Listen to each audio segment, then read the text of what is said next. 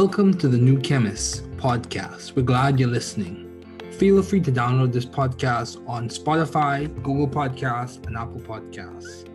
Here on the New Chemist, we discuss chemistry, which simply put is the science of change, as well as the other sciences, careers, community, research, and COVID-19.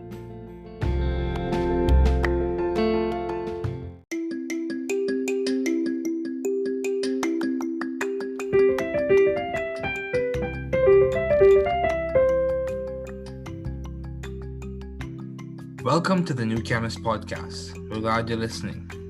Feel free to download this podcast on Google Podcasts, Apple Podcasts, and Spotify. Here on the New Chemist, we discuss chemistry, which simply put is the science of change, as well as the other sciences, careers, community, research, and COVID-19. We're happy you're tuning in. My guest today is Dr. Emery Brown.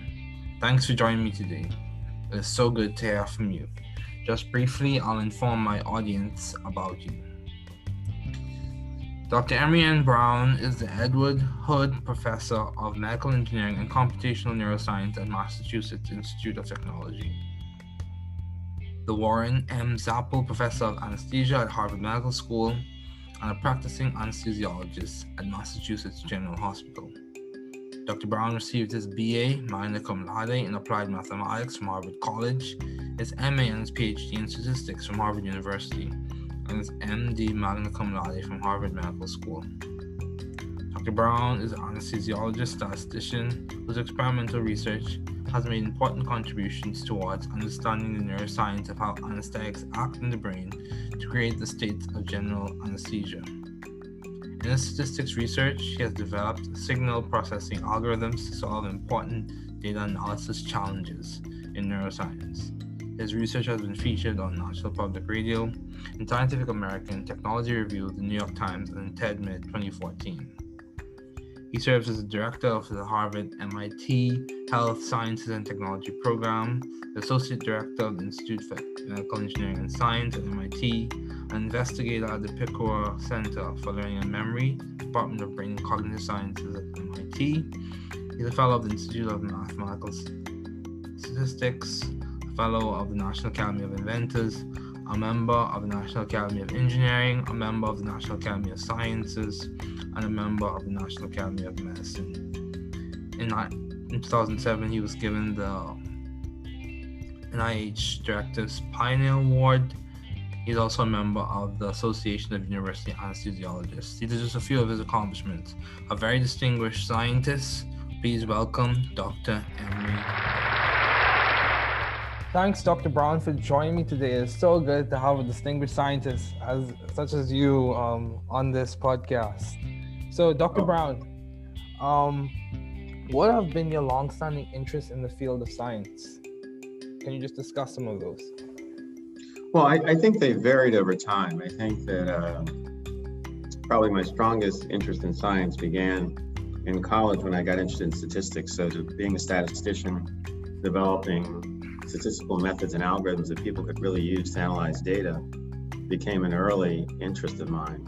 And that's something which I pursued, throughout my career. First working on studying outcomes from surgery as an undergraduate, then later studying circadian rhythms during my PhD work.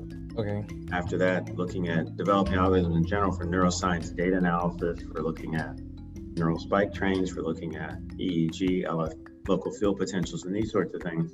Okay. And then from there, my interest developed into trying to understand anesthesia. So I'd say those are probably the principal focus areas, so statistics, and then statistics applied to neuroscience, and then anesthesiology, the mechanism of general anesthesia.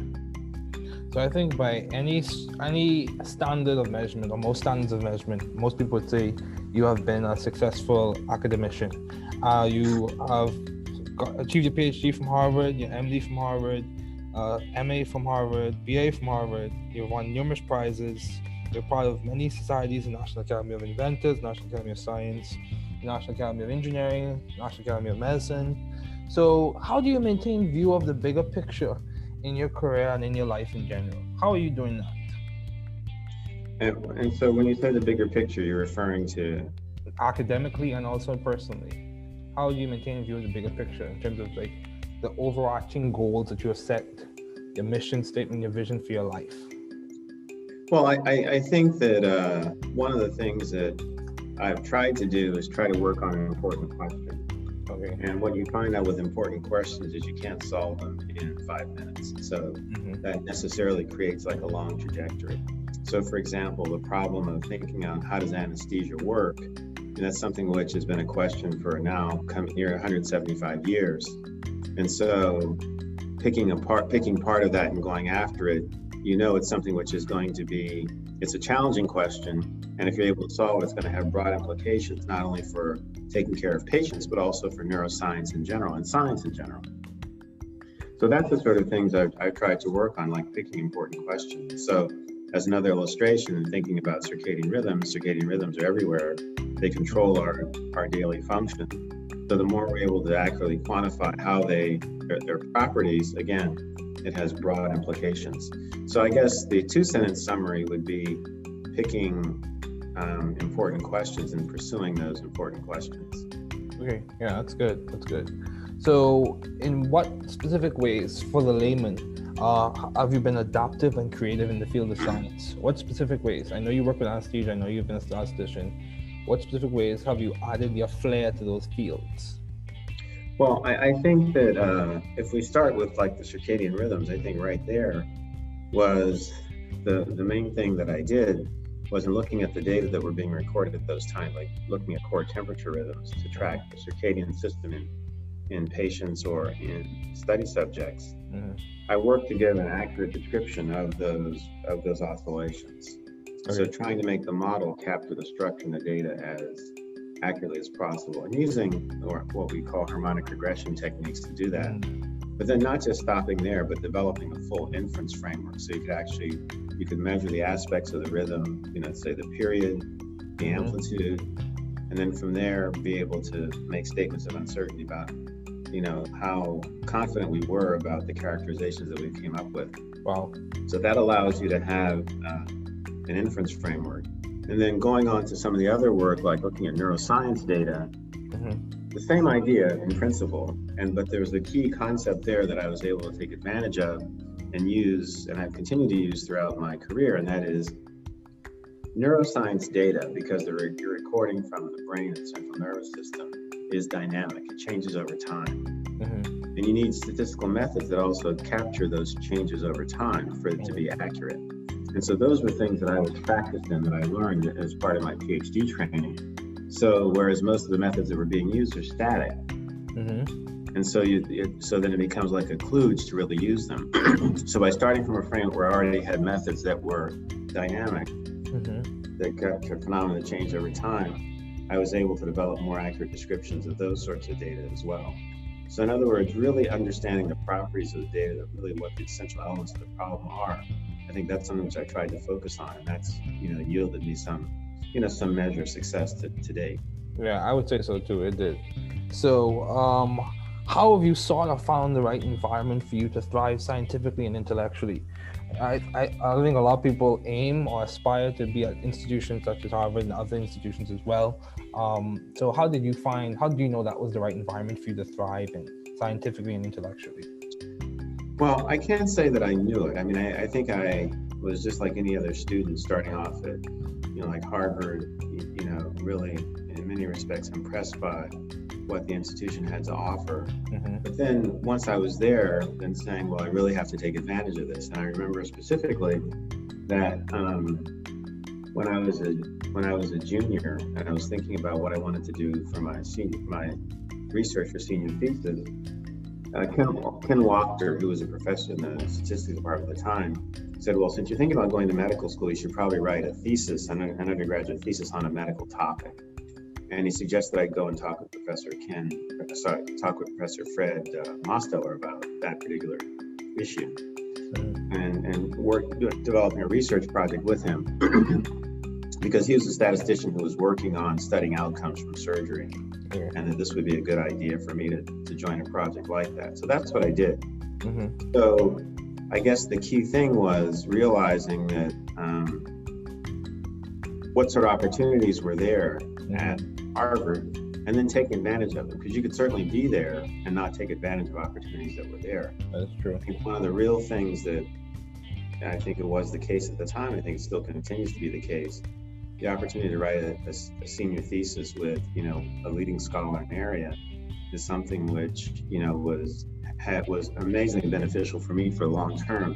They got to watch up close and personal how, one of the top statisticians in the world did research. I got to see, how he thought, how he interacted with, other scientists, other physicians, with physicians, and it was very helpful for me to think about the sort of scientist, and in my case also a physician, that I wanted to be, and the way I'd like to be able to do research. And being very specific, one thing about Professor Mosteller was that he could work with anybody. He could work with the best statisticians, the top physicians, graduate students, postdocs, but he could also work with undergraduates like me. And so having, just basically seeing that, and I can honestly say that's something I've tried to emulate. Oh, wow. That's good. That's definitely good. So, you speak about your desire to attend medical school in your junior year. So how did you delineate or decide between MD, PhD, or MD? Because I think that's a challenge that a lot of people encounter. How did you differentiate whether you want to choose MD, PhD, or MD? Well, I think what happened was I knew when I came to college that I wanted to go to medical school. That was for sure. Okay.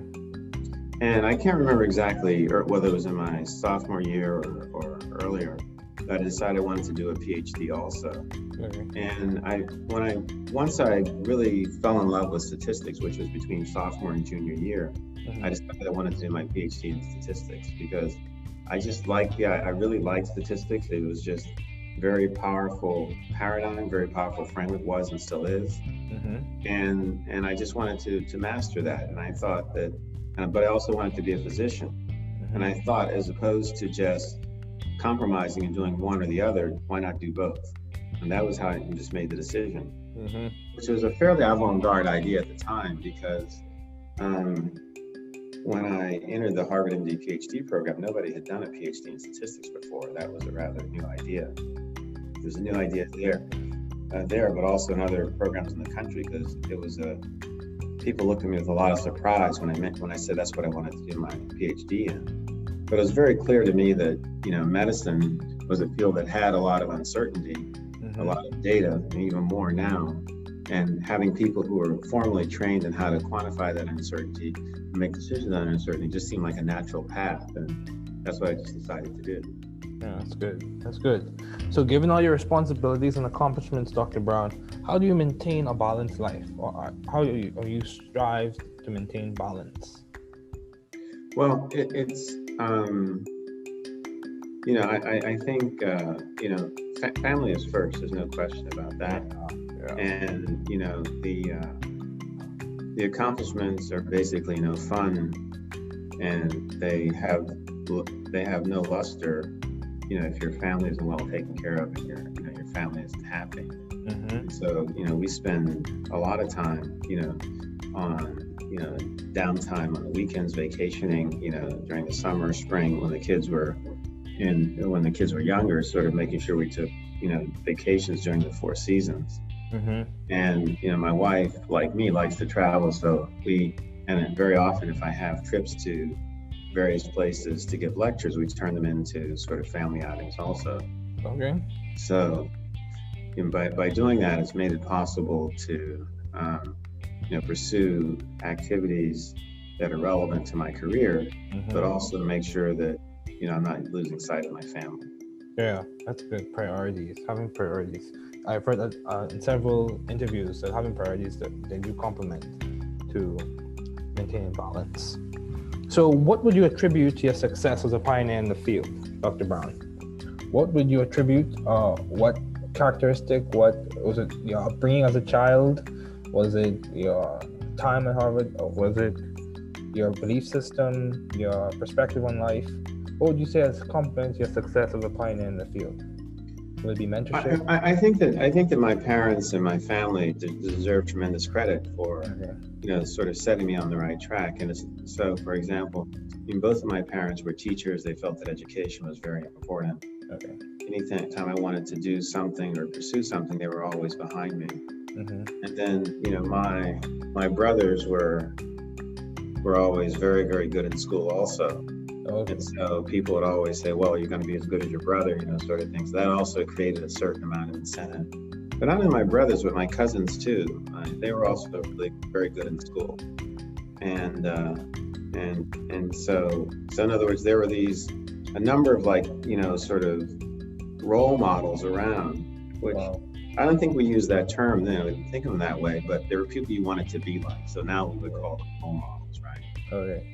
But, one of my cousins, Robert Brown, who went to, Carnegie Mellon, was a star basketball player, honor student, and he was always sitting around reading books, during the summer. I mean, that's the image that I had of him. Or one of my cousins, who was, what was, when we were kids, was teaching us lines from HMS Pinafore, that sort of thing. Wow. And so the idea, so being smart was cool, essentially. I think I really remember that idea. Like, the smarter you were in this environment around our family, kind of like, the cooler you were. Wow. So, and so I think that kind of instilled this in me. Or for example, like my oldest brother was a very good writer, and my middle brother was a physicist. Wow. Or, just a retired physicist now. So again, it didn't seem like that at the time, but they were implicitly setting bars, for me to try to jump over. Wow. Just by what they were doing, by example. So I think those are the origins, and then realizing once you had opportunities, you took advantage of them. Yeah. And then you have some serendipity. You have some people who realize that you have, potential, and they try to help you realize it. Like my language teacher at Exeter, Mr. Baggio, who spoke like 5 languages, and so I wanted to be like Mr. Baggio, try to be as proficient in as many languages as he was. Yeah. Or for example, when I was an undergraduate at Harvard, one of the anesthesiologists there, Dr. Jack McPeak, took an interest in me. He was one of my thesis advisors, and he's the first person who took me to the operating room.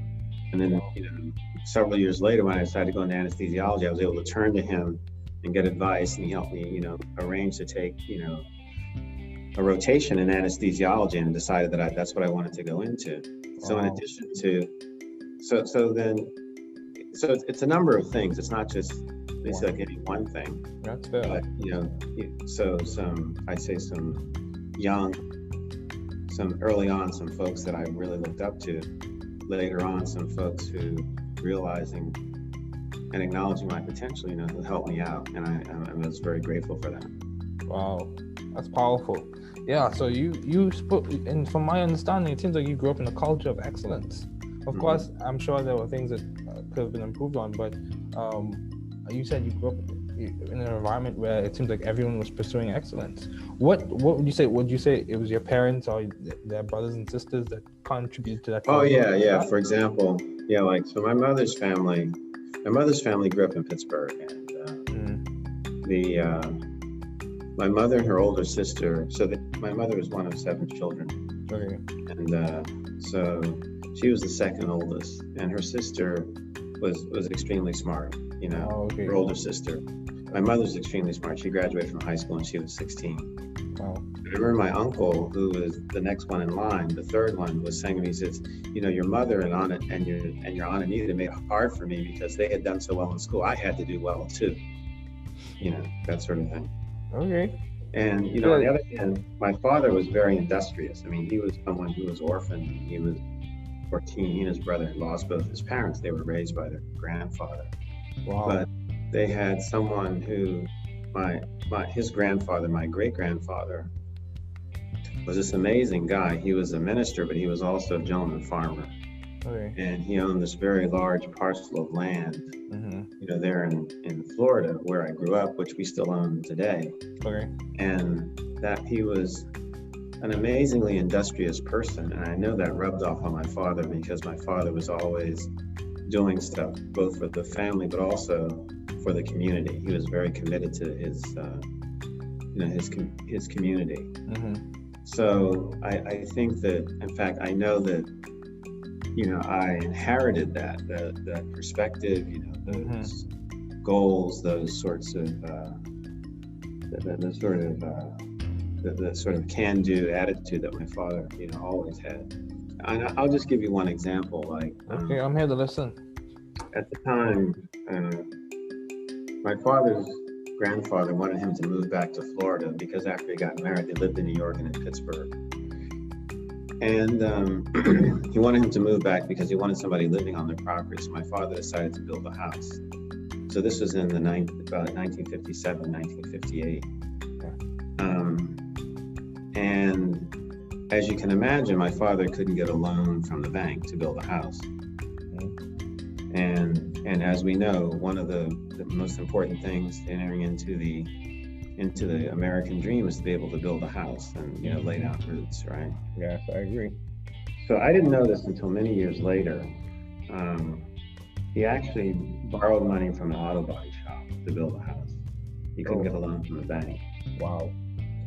And I remember when we paid off the note, and I don't know, I must have been about 10 or 11 at the time, and I didn't quite understand everything, that was going on, but I subsequently figured out what had happened. Mm-hmm. But the thing is that because the conventional means that most, Americans would have used to build a house, getting a loan from the bank and doing that, wasn't available to him, he had to come up with another strategy that would work. Mm-hmm. And he did it. And so I think about that now. I mean, think about if he'd not been able to do that. Mm-hmm. Where would I be now if he hadn't done that? Mm-hmm. And so, but then taking from that, realizing that if people put obstacles in your way, you have to outthink them. Yeah. I mean, and I've seen myself do that, like on a number of occasions. But that was probably one of the most, concrete examples, because the people at the bank couldn't believe that an African American would want to build like a real house, like a solid, 3-bedroom, 2.5 bathroom, living room, Florida room, outside porch, house. They figured we just had some idea of like a little shanty or something like that in mind. But that was far from what my father had imagined, because he had studied industrial arts in college, so he knew how to build things. Okay. And with the help of his brother and his uncles, they actually built the house. Wow, that's good. Yeah. Wow. I'm learning a lot, Dr. Brown. So, how have you maintained vision and teamwork in your environment, in your lab, in your workspace in Mass General? How do you maintain vision and teamwork? How do you make sure that everyone's collaborating and seeing the big picture and trying to answer those important questions that you mentioned?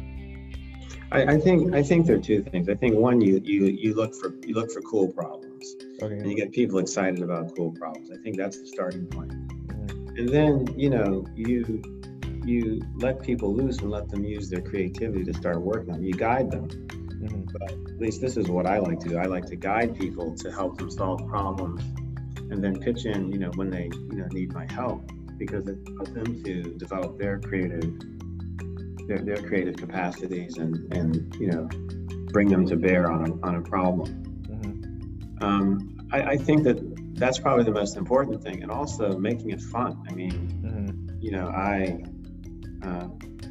I feel like in many regards now I'm more a cheerleader than anything else. I'm not so much the person like doing the work. I'm just there, rah, keeping them going and offering suggestions and making sure people aren't getting stuck. Mm-hmm. And I think that's probably the main thing that I do. And I can honestly say it's fun. It's fun working with, it's watching people who are, many years my junior master concepts that I didn't master until I was like maybe 20 years older than they were. Like, wow, they know this stuff already. You can only imagine what they can do, what they'll be able to do, going on into the future. Mm-hmm. And so just sitting there marveling at that and trying to facilitate that is a real pleasure. And I try to keep that going on a day-to-day basis. Okay, wow. So as we start to wrap up, you mentioned how being smart was cool. I can be wrong with this. However, I'm not sure if that's the prevailing message in many instances or in many circles. So what would you say could complement a change in that dynamic, where it's not just the athletic environments that have a lot of attraction to them for young people, but academic environments as well? How can we make that a more prevailing message? That intellectual curiosity and intellectual development is worth the time and effort. Yeah, I mean, I think we really have to. I mean, I'm clearly biased because I'm an academic, I'm in science, and I feel strongly that people should know about academics and science and those sorts of things. But I think that I'm indebted to you for taking time to talk to somebody like me to allow me to tell my story. Because it's it's more exciting to hear about Jason Tatum having scored 50 points and won the game for the Celtics than about what I'm doing. So and that's just the realities of it. That's true. But, however, being able to, like, for example, I have three after my father, I have like three additional heroes in mathematics.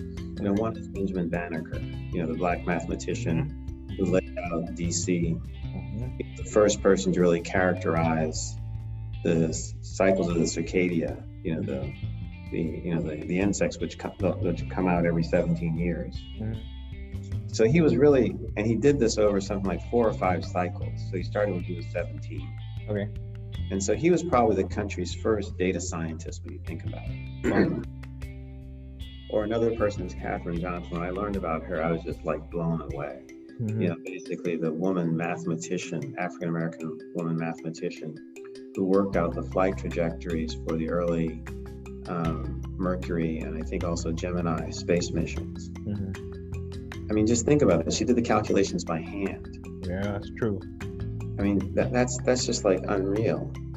And the third person who actually had the good fortune to meet is David Blackwell. He was African-American professor at Berkeley, University of California, Berkeley, professor of statistics.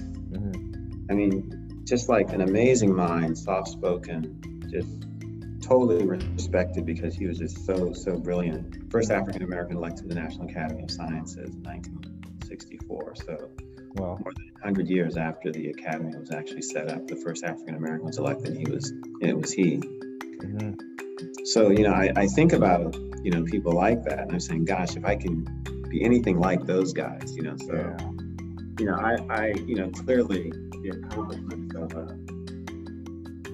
of LeBron James or Magic Johnson are the things that, are often talked about, but like in my realm, I see somebody like these people, and they're my heroes, and those are the people I aspire to be like. Yeah, that's good. So, as we conclude, do you have any advice to those wanting to pursue the field you are currently working in? So, budding scientists, what advice would you give to those wanting to pursue the field you are currently working in? Whether it be statistics or medicine or just a PhD in general? I think they try to get involved and gain experience early. Okay. I can tell you, I get letters almost every day from students asking to come and work in my group. Okay. Literally, and of different ages, all the way from junior high school, up through, high school, college, postdocs. And I'm amazed at what some of these students have told me they already know. Some of them are from the United States, some are not. They're from outside, from basically, effectively the 4 corners of the earth. And so, but realizing that that's what people do and not being bashful about doing that. And if the first time you write somebody, you don't hear from them, no big deal. Keep going if you want to, right? Because it's you're trying to create, because all you need is one opportunity to sort of get your foot in the door. And once you have that and you realize, the other opportunities will open up.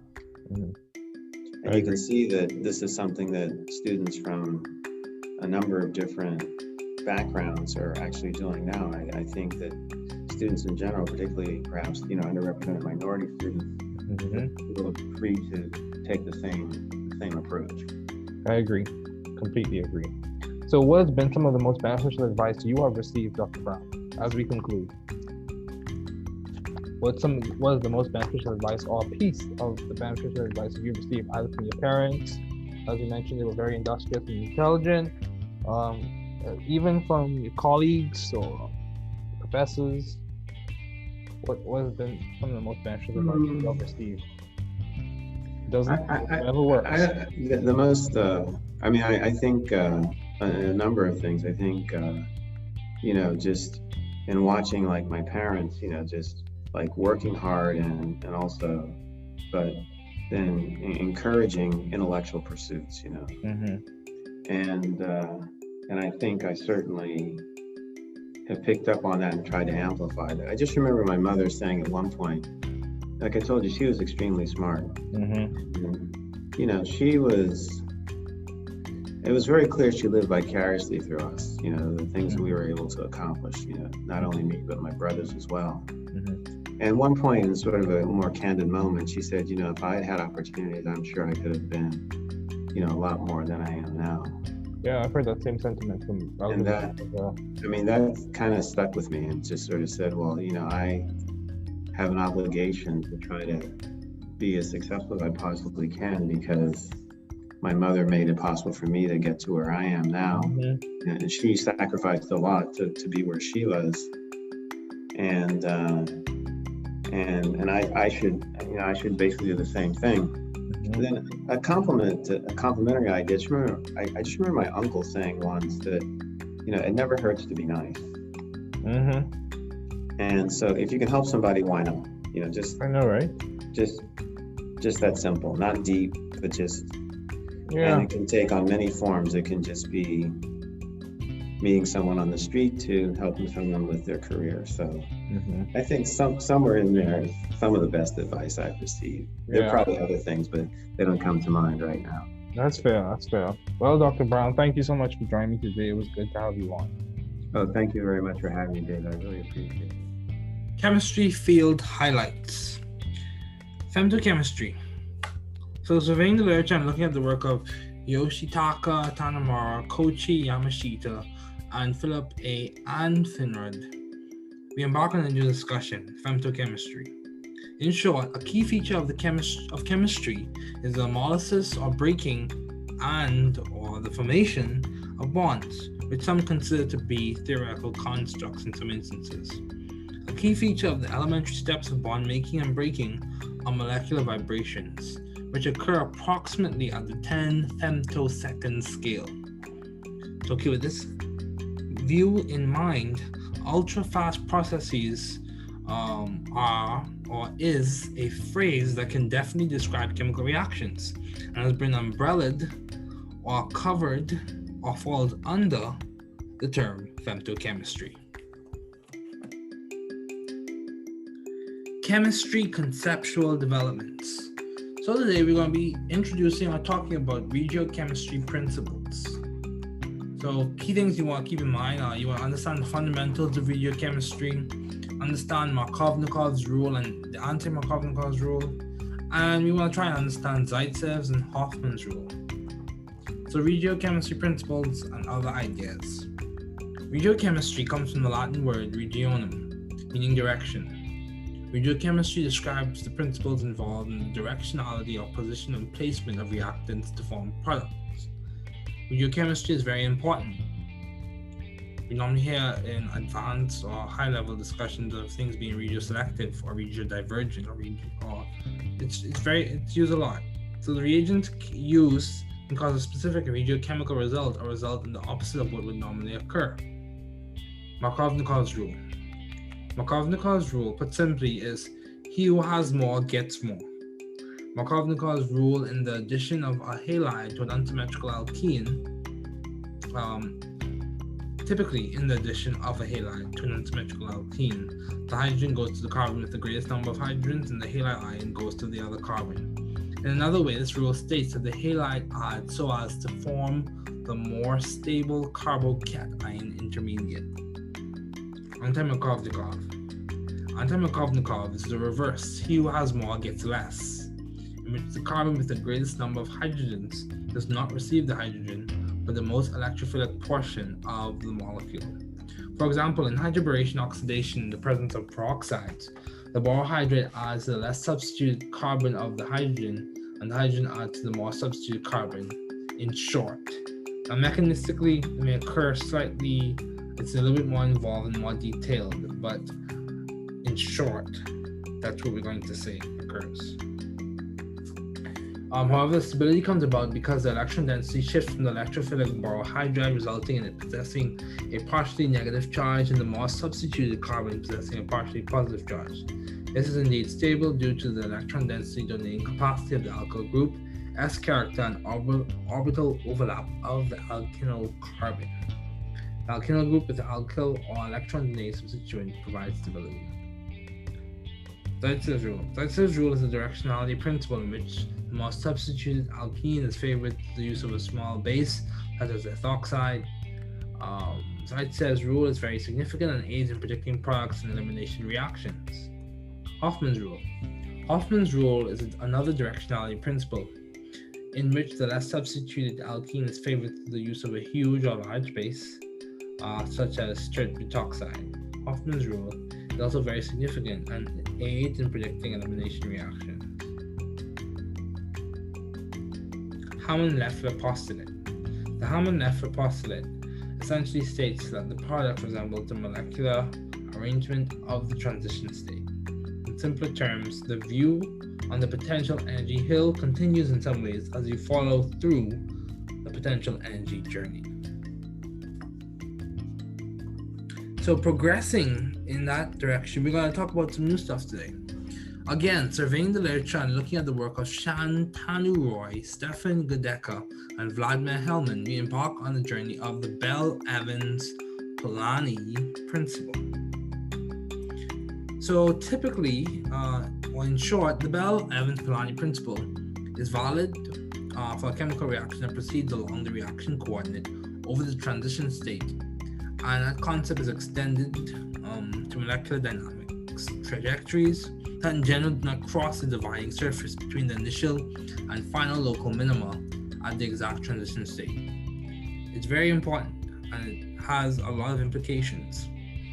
It's a conceptual tool in physical chemistry, and we have come to understand that this principle can be used to improve the efficiency of existing molecular dynamics based methods by tuning the energy of these molecular dynamic trajectories.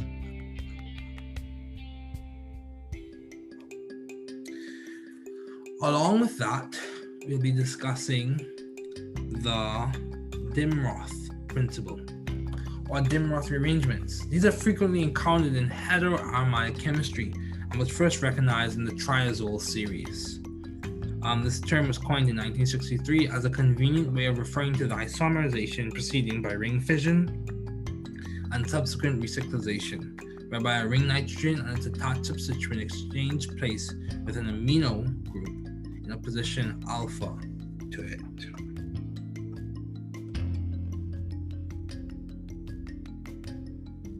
Moving right along, we'll discuss a mechanistic highlight. Today we'll be talking about the Suzuki cross-coupling reaction. The Suzuki cross-coupling or the Suzuki-Miura cross-coupling is a type of palladium catalyzed cross-coupling reaction. CC bond formation using aryl halides and organoboronic acids. It is one of the most important reactions in synthetic organic and medicinal chemistry. There are two suggested pathways. The oxo-palladium pathway is a preferred mechanism, as some may say, and the boronic pathway is another description of what occurs. Of course, these occur through catalytic cycles, and this reaction was likely first described around 1979. In 2010, Akira Suzuki, jointly with Richard F. Heck and Ichi Negishi, received the Nobel Prize in Chemistry for the development of palladium catalyzed cross-coupling reactions. Wrapping up the highlight section, we will talk about Nobel highlights. So Savant Arrhenius. Savant Arrhenius was born on February 19th, 1859, near Uppsala, Sweden. He received the Nobel Prize on December 10, 1903, in recognition of his theory of electrolytic dissociation. His father, savant Gustav Arrhenius, held a position at the University of Uppsala. His uncle, Johann Arrhenius, was a botanist, writer, and a longtime secretary of the Swedish Agricultural Academy in Stockholm. Savant Arrhenius was an outstanding student in school. He learned reading and arithmetic at a very early age, and in his secondary school excelled particularly in mathematics and physics. His physics teacher was M. Flederis, author of the most popular contemporary Swedish secondary school physics textbook. His university degrees were all from the University of Uppsala. Definitely a chemist that worked hard. This ends the session of highlights for this podcast episode. Thanks for listening. We're glad you were able to tune into this podcast. Once again, this is The New Chemist, where we discuss chemistry, which simply put is the science of change, as well as the other sciences, careers, community, research, and COVID-19. Thanks again for listening. Note, the views on this podcast represent those of my guests and I.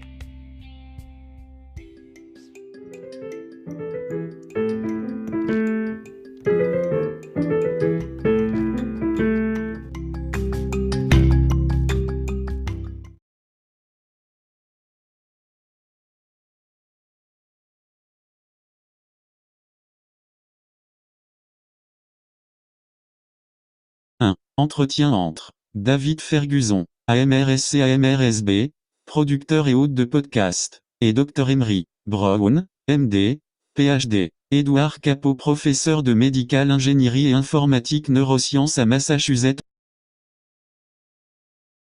David Ferguson. Mon invité aujourd'hui est le Dr Emery N. Brown. Merci de m'avoir rejoint aujourd'hui. C'est si bon de vous entendre. Juste brièvement, je vais informer mon auditoire de vous. Le Dr Emery Brown est professeur Édouard de génie médical et de David Ferguson. Le professeur Warren Monsieur Zapple d'anesthésie à la Harvard Medical School et un anesthésiste praticien au Massachusetts General Hospital. Le Dr Brown a obtenu son BA, Magnum Cum Laude, en mathématiques appliquées du Harvard College, sa maîtrise et son doctorat en statistique de l'Université de Harvard et son MD Magna Cum Laude de la David Ferguson.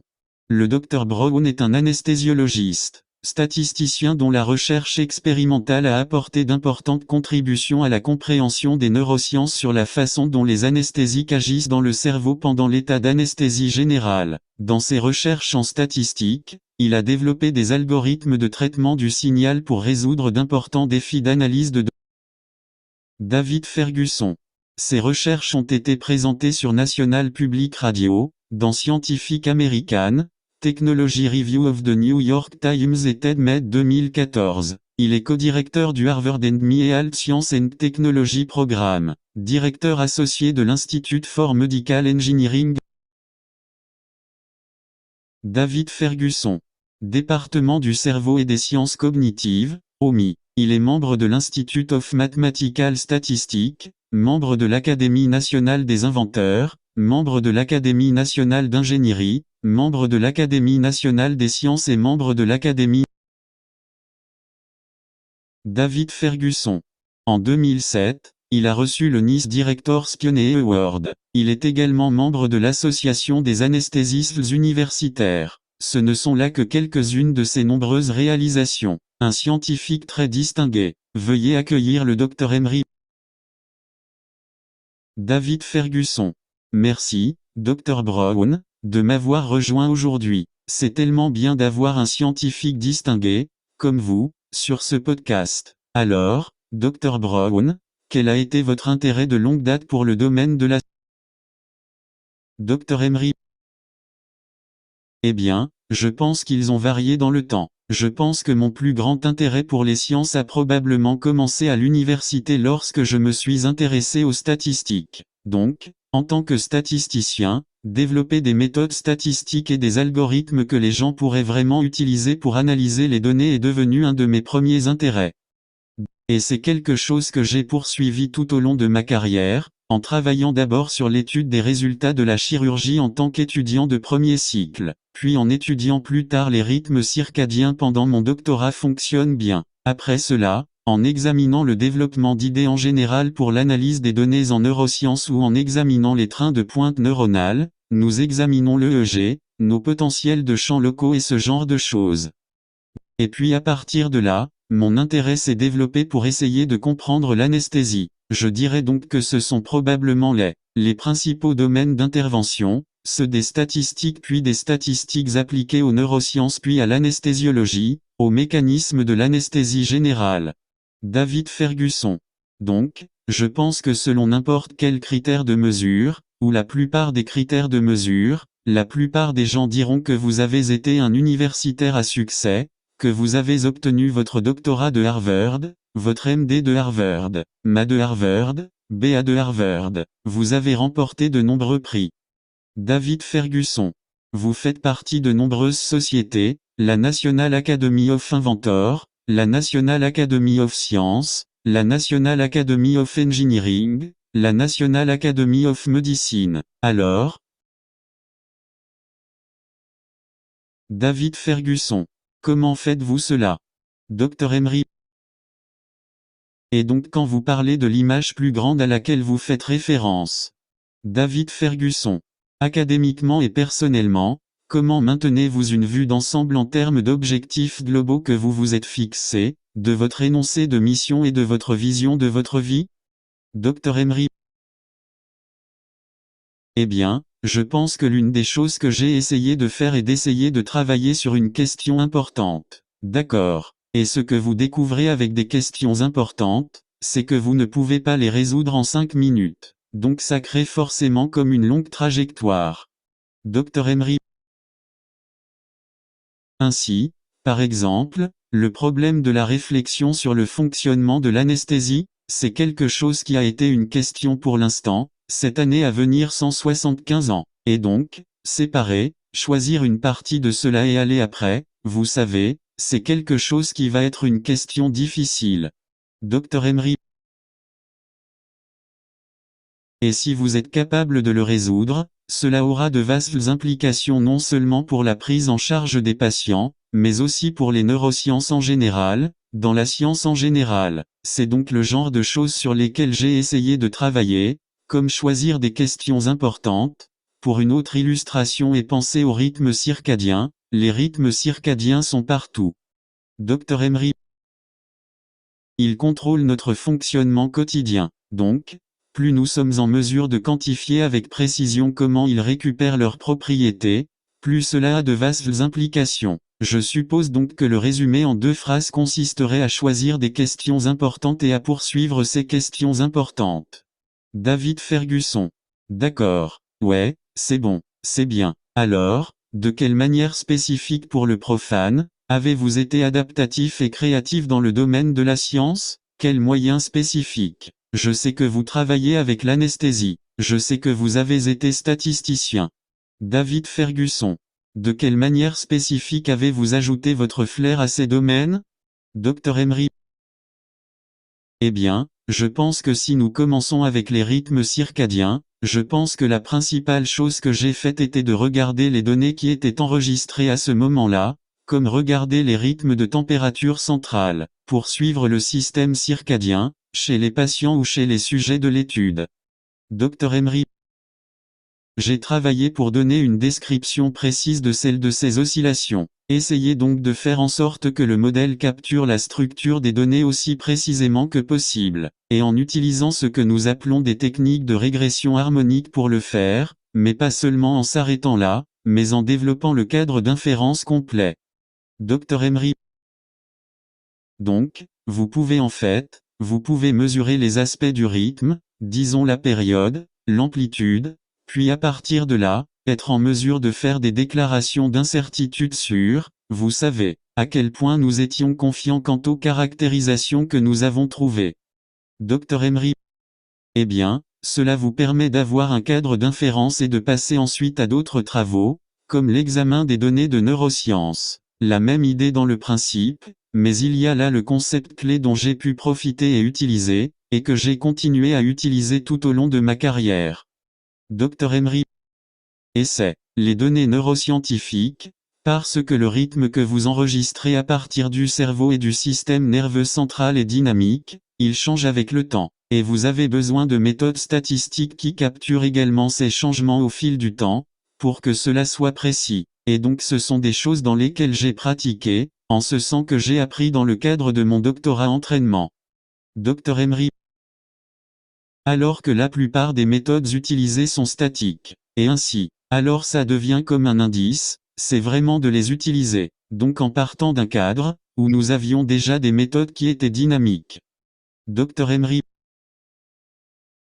Ce phénomène de capture change avec le temps, j'ai également pu développer des descriptions plus précises de ce type de données. Donc, en d'autres termes, vraiment comprendre les propriétés des données et vraiment quels sont les éléments essentiels du problème. Dr Emery. Je pense que ce sont certaines des choses sur lesquelles j'ai essayé de me concentrer et qui m'ont donné, vous savez, une certaine mesure de succès aujourd'hui. David Ferguson. Oui, je le dirais aussi, ça faisait. Alors, comment avez-vous en quelque sorte trouvé le bon environnement pour vous épanouir scientifiquement et intellectuellement? Je pense que beaucoup de gens visent ou aspirent à être une institution comme Harvard et d'autres institutions également. David Ferguson. Alors, comment avez-vous découvert que c'était le bon environnement pour vous épanouir scientifiquement et intellectuellement? Dr Emery.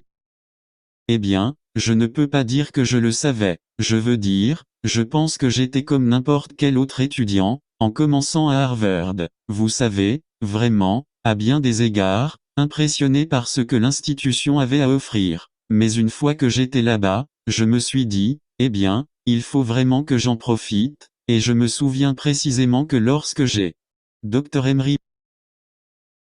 C'était quand j'étais junior et que je réfléchissais à ce que je voulais faire pour mon senior, ma recherche, la thèse senior, quand Wagte, qui était professeur au département de statistique à l'époque, a déclaré, eh bien, puisque vous songez à aller à l'école de médecine, vous devriez probablement rédiger une thèse de premier cycle sur un Dr Emery. Sujet médical, et il m'a suggéré d'aller parler avec le professeur Fred Mostellet de cette question particulière, et a fini par développer un projet de recherche avec lui parce qu'il était un statisticien qui travaillait sur l'étude des résultats de la chirurgie. Dr Emery. Et ce serait une bonne idée pour moi de rejoindre un projet comme celui-là. C'est donc ce que j'ai fait. Donc je suppose que l'essentiel était de comprendre cela. Quel genre d'opportunité y avait-il à Harvard et en profiter ensuite parce que vous pouviez certainement être là et ne pas profiter des opportunités qui s'y trouvaient. Dr Emery. C'est vrai. Je pense que l'une des vraies choses que je pense que c'était le cas à l'époque, je pense que cela continue d'être le cas. L'opportunité de rédiger une thèse senior avec un domaine universitaire de premier plan est quelque chose qui a été incroyable et bénéfique pour moi à long terme.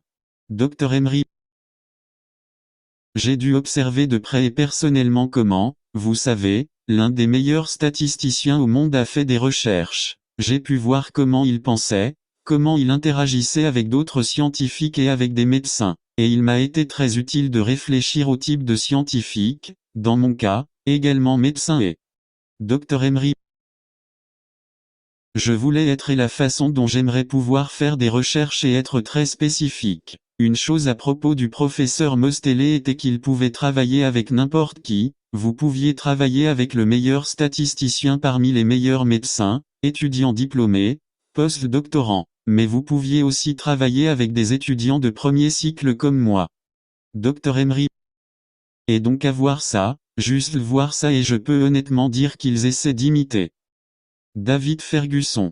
Eh bien, c'est bien, certainement bon. Donc, vous parlez de votre désir d'aller à l'école de médecine au cours de votre première année. Alors, comment avez-vous délimité ou décidé entre MD, PhD ou MD? Eh bien, je pense que c'est un défi que beaucoup de gens rencontrent. David Ferguson. Comment avez-vous fait la différence entre MD, PhD ou MD? Dr Emery. Eh bien, je pense que ce qui s'est passé, c'est que je savais que quand je suis arrivé à l'université, je voulais aller à l'école de médecine, c'était certain, et je ne me souviens pas exactement si c'était dans ma 2e année ou avant, mais j'ai décidé que je voulais faire un doctorat aussi. Dr Emery.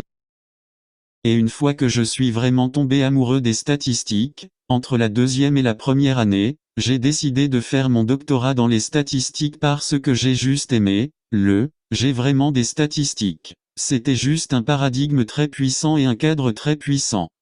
Dr Emery. C'était et c'est toujours. Et je voulais juste maîtriser ça et je pensais ça. Mais je voulais aussi être médecin. Et j'ai pensé, au lieu de simplement faire des compromis et de faire l'un ou l'autre, pourquoi ne pas faire les deux? Dr Emery. Et c'est ainsi que j'ai pris la décision. C'était une idée assez avant-gardiste à l'époque, car lorsque je suis entré au Harvard MD-PhD programme, personne n'avait fait de doctorat en statistique auparavant, et c'était une idée plutôt nouvelle. Dr Emery. Il y avait une nouvelle idée là-bas, mais aussi dans d'autres programmes du pays parce que, les gens m'ont regardé comme un peu surpris quand j'ai dit, c'est ce que je voulais faire, mon doctorat en Dr Emery. Mais il était très clair pour moi que la médecine était un domaine qui avait beaucoup d'incertitudes, beaucoup de données et encore plus maintenant. Et avoir des gens qui sont formellement formés et comment quantifier cette incertitude, prendre des décisions sur l'incertitude, semble être une voie naturelle. Dr Emery. Et c'est pourquoi j'ai juste décidé de le faire. David Ferguson. Ouais, c'est bon, c'est bien. Donc, compte tenu de toutes vos responsabilités et de vos réalisations, Dr Brown, comment maintenez-vous une vie équilibrée ou comment vous efforcez de... Dr Emery. Eh bien vous savez, je pense que la famille passe avant tout, cela ne fait aucun doute. Et, vous savez, les réalisations ne sont fondamentalement pas amusantes. Et ils n'ont pas d'éclat. Vous savez, si votre famille est bien prise en charge, votre famille n'est pas heureuse. Dr Emery. Donc, vous savez, nous passons beaucoup de temps vous savez, des temps d'arrêt les week-ends en vacances, vous savez, pendant l'été, le printemps, quand les enfants étaient là, quand les enfants étaient plus jeunes et en quelque sorte pour nous assurer, nous avons pris vacances. Dr Emery.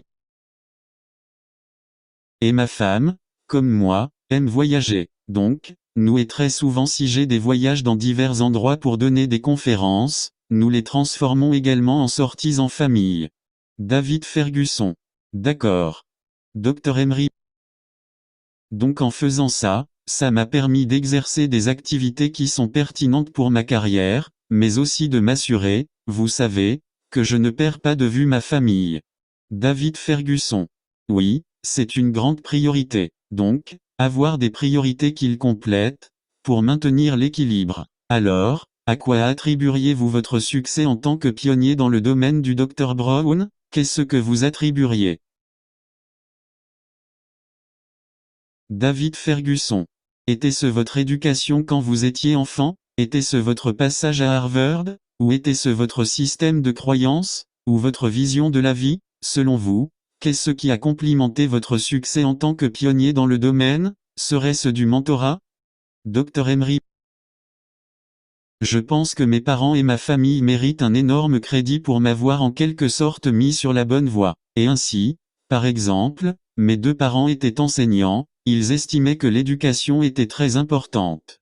Dr Emery.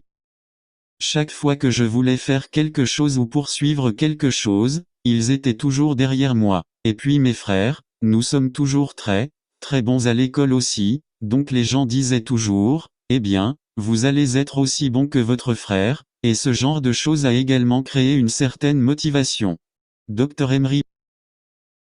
Mais pas seulement mes frères mais aussi avec mes cousins. Ils étaient aussi très bons à l'école et donc, en d'autres termes, il y avait ces sortes de modèles autour desquels je ne pense pas que nous ayons utilisé ce terme à l'époque, mais nous pouvons penser de cette façon.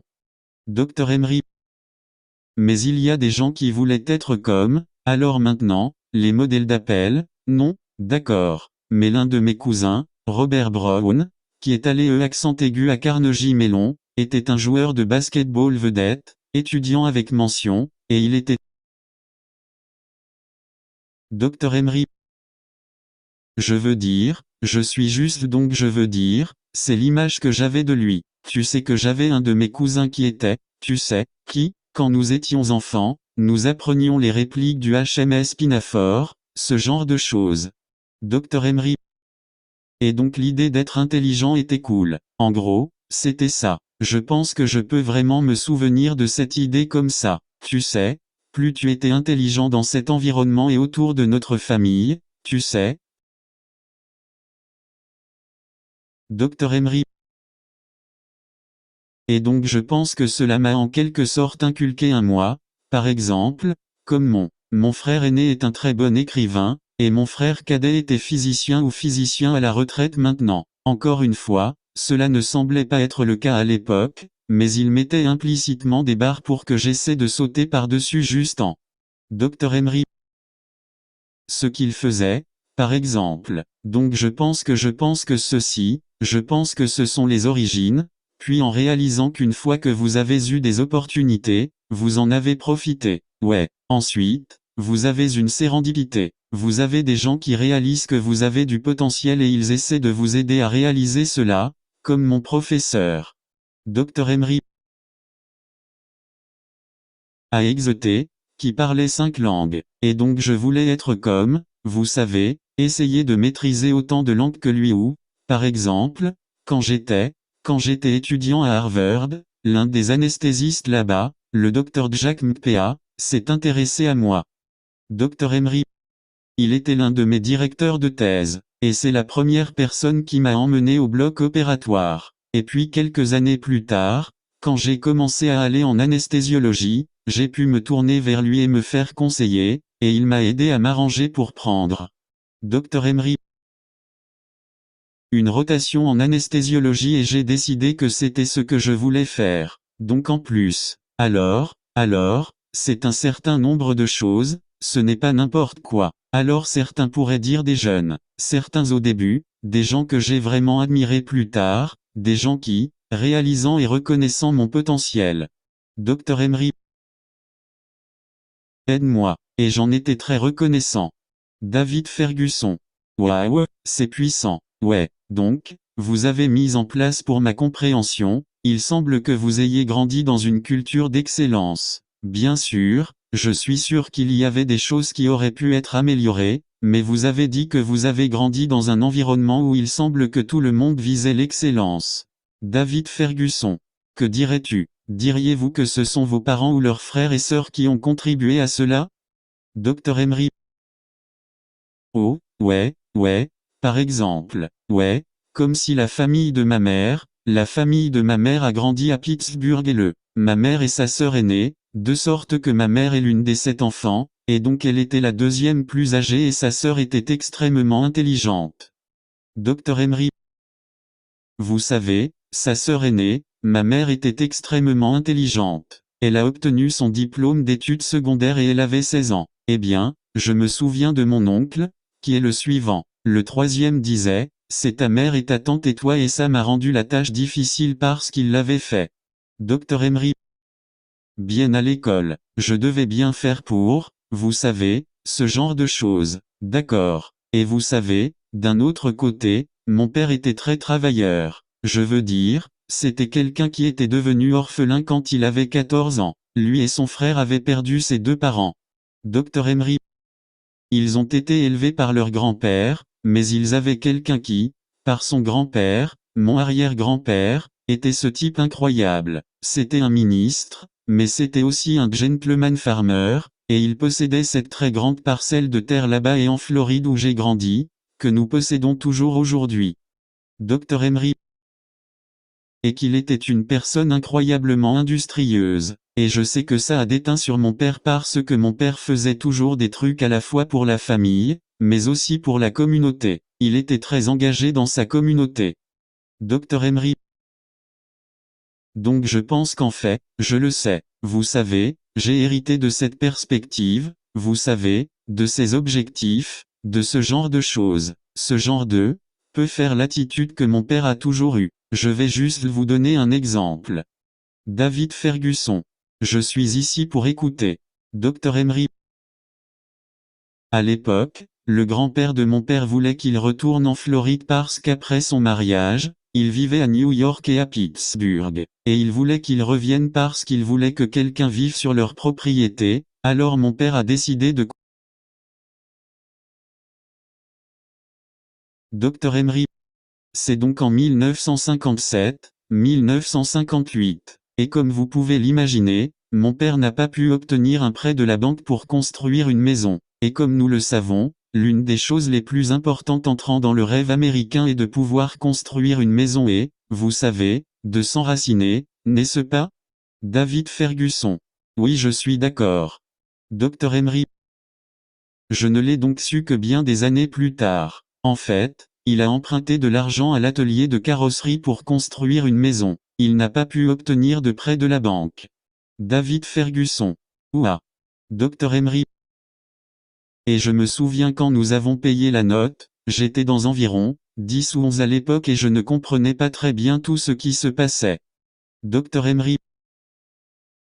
Mais j'ai soudainement compris ce qui s'était passé. Mais le fait était que c'était parce que les moyens conventionnels que la plupart des Américains auraient utilisés pour construire une maison, obtenir un prêt de la banque et le faire n'étaient pas à sa disposition. Dr Emery. Il devait trouver une autre stratégie qui fonctionnerait, et il l'a fait. Et donc j'y pense maintenant. Je veux dire, réfléchissez si vous n'avez pas été capable de le faire. Où serais-je, vous savez, où serais-je maintenant s'il n'avait pas fait ça? Dr Emery. Mais ensuite, en partant de cela, en réalisant que si les gens mettent des obstacles sur votre chemin, vous devez les dépasser. Ouais, je veux dire, et je me vois faire ça à plusieurs reprises, mais je veux dire, c'était probablement l'un des exemples les plus concrets parce que les gens de la banque ne pouvaient pas. Dr Emery. Croire qu'un Afro-Américain qui veut construire comme une vraie maison, comme un flegme, vous savez, 3 chambres, 2 salles de bain et demi, vous savez, le sol du salon tout autour, vous savez, une maison à porche latérale où ils ont pensé que nous aurions juste une idée d'une petite cabane ou... Dr Emery. Mais c'était loin de ce que mon père imaginait parce qu'il avait étudié les arts industriels au collège. Il savait donc construire des choses. Son frère et ses oncles, eux, ont en fait construit la maison.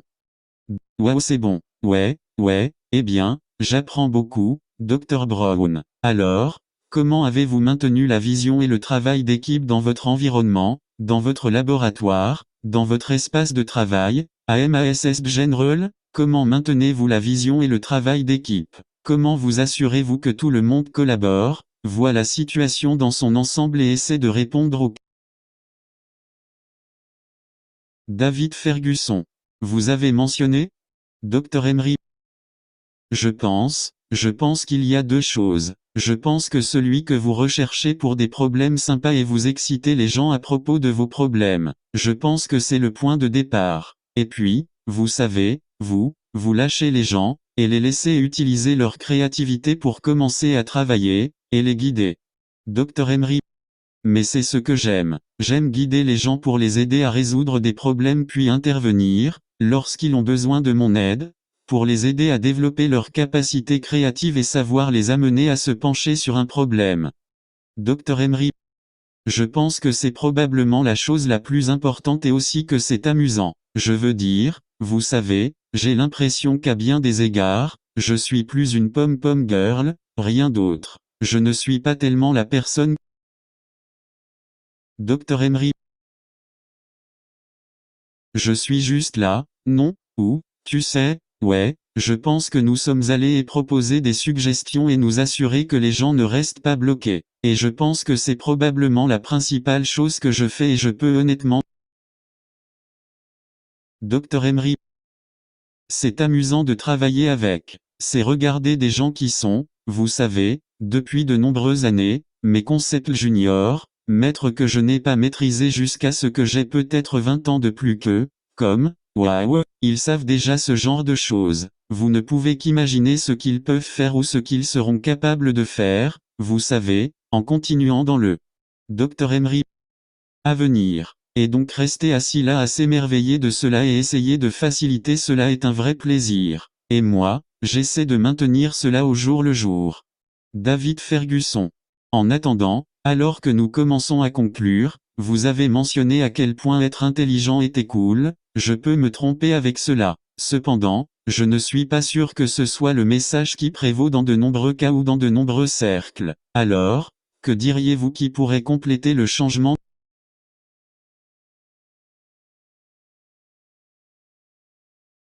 David Ferguson. Eh bien, il n'y a pas que les milieux sportifs qui attirent beaucoup les jeunes, mais aussi les milieux universitaires. Comment pouvons-nous en faire un message plus dominant? La curiosité intellectuelle et le développement intellectuel valent le temps et les efforts. Dr Emery. Ouais, je pense qu'on doit vraiment le faire. Je suis clairement biaisé par ce que je veux dire, je suis un universitaire et en sciences, et je sais que les gens devraient savoir des choses en sciences et ce genre de choses, mais je pense que, vous savez, je vous suis redevable d'avoir pris le temps de parler à quelqu'un comme moi, de lui permettre. Dr Emery. Moi de raconter mon histoire. David Ferguson. Oh wow. Dr Emery. Parce que vous savez quoi, c'est plus excitant de savoir que Jason Tatum a marqué 50 points et remporté le match pour les Celtics. Dr Emery. Vous savez, alors et c'est juste la réalité. David Ferguson. C'est vrai. Dr Emery.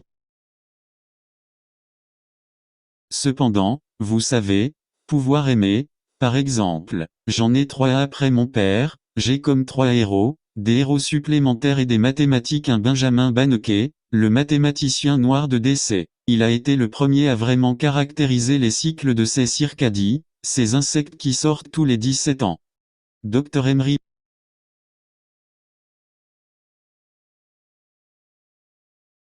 Donc il était vraiment et il l'a fait sur quelque chose comme 4 ou 5 cycles. Alors il a commencé quand il avait 17 ans, d'accord, et donc il était probablement le premier data scientist du pays, quand on y pense. Ou une autre personne est Catherine Johnson, j'ai appris à son sujet, j'étais juste. Dr Emery. Fondamentalement, la femme mathématicienne afro-américaine qui a élaboré les trajectoires de vol pour les premières missions spatiales Mercury et je pense aussi Gemini. Pensez-y, elle a fait. David Ferguson. Eh bien, c'est vrai. Dr Emery.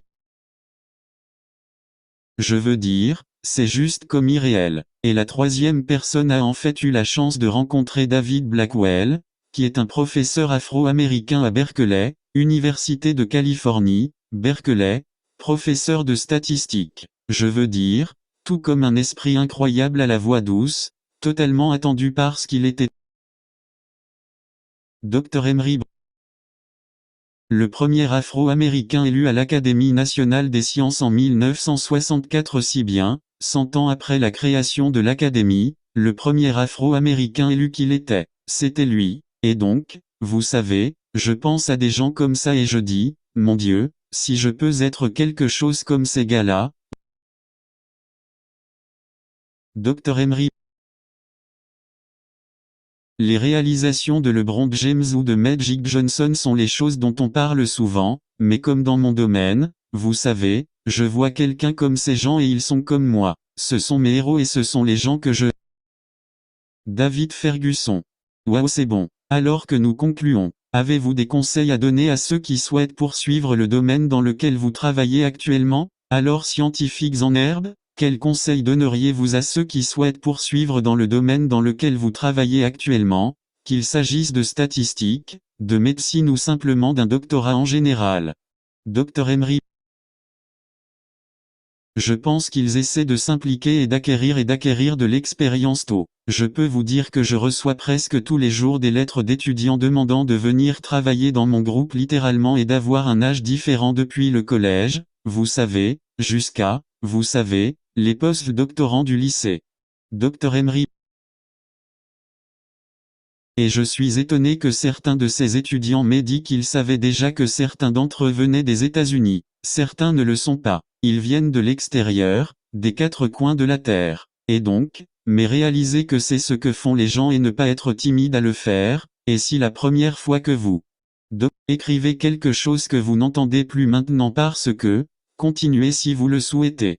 David Ferguson. Droite. Docteur, parce que c'est, vous essayez de créer parce que tout ce dont vous avez besoin est une opportunité de mettre un pied dans la porte. Une fois que vous avez cela et que vous réalisez que d'autres opportunités s'ouvriront, vous pouvez voir que c'est quelque chose que les étudiants de différents horizons font actuellement. Dr Emery. Et je pense que les étudiants en général, en particulier peut-être les étudiants des minorités sous-représentées, sont libres d'adopter la même approche. David Ferguson.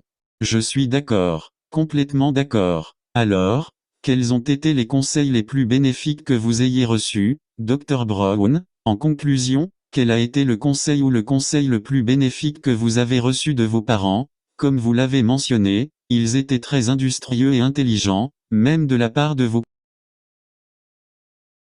David Ferguson. Quels ont été les conseils les plus bénéfiques? Dr Emery. Ce qui était le plus, je veux dire, je pense à un certain nombre de choses que je pense, vous savez, juste en regardant comme mes parents, vous savez, tout comme travailler dur et aussi mais ensuite encourager les poursuites intellectuelles, vous savez, et je pense que je certainement. Dr Emery. On ramassait sur cela et essayait d'amplifier cela. Je me souviens juste que ma mère m'a dit à un moment donné que je t'avais dit qu'elle était extrêmement intelligente. Vous savez qu'elle l'était. Il était très clair qu'elle vivait par procuration à travers nous. Vous savez, les choses que nous avons pu accomplir, vous savez, pas seulement moi, mais mes frères aussi. Dr Emery. Et un point et les moments les plus francs, dit-elle, vous savez, si j'avais eu des opportunités, je suis sûr que j'aurais pu être beaucoup plus que je ne le suis maintenant. David Ferguson. Ouais, j'ai entendu le même sentiment. Dr Emery. Cela aussi, je veux dire, ce genre de truc est resté avec moi et m'a juste dit, eh bien, tu sais, j'ai l'obligation d'essayer d'avoir autant de succès que possible parce que ma mère m'a permis d'arriver là où je suis maintenant, et elle a beaucoup sacrifié pour que je sois là où je suis. Dr Emery. Et je devrais, vous savez, je devrais essentiellement faire la même chose. Alors un compliment à une idée complémentaire. Je me souviens juste que mon oncle a dit une fois que, tu sais, ça ne fait jamais de mal d'être gentil. David Ferguson. Oui, je suis d'accord. Dr Emery. Et donc si vous pouvez aider quelqu'un à les gagner juste ce qu'il faut, juste aussi simple, pas profond, juste et vous pouvez prendre de nombreuses formes. Ça peut être juste rencontrer quelqu'un dans la rue pour aider quelqu'un dans sa carrière, donc je pense que quelque part là-dedans, certains des meilleurs conseils que j'ai reçus là-bas, probablement d'autres choses, mais... Dr Emery. Ils ne viennent pas à l'esprit en ce moment. David Ferguson. C'est juste. C'est juste. Eh bien, Dr Brown, merci beaucoup de m'avoir rejoint aujourd'hui. Dr Emery. Merci beaucoup de m'avoir invité, David. J'apprécie vraiment cela. Cette interview a été initialement enregistrée en 2021 sur The News.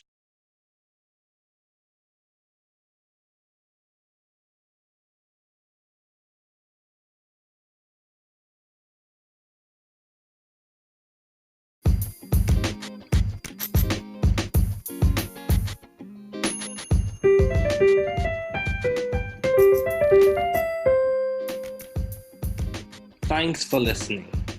We're glad you were able to tune into this podcast.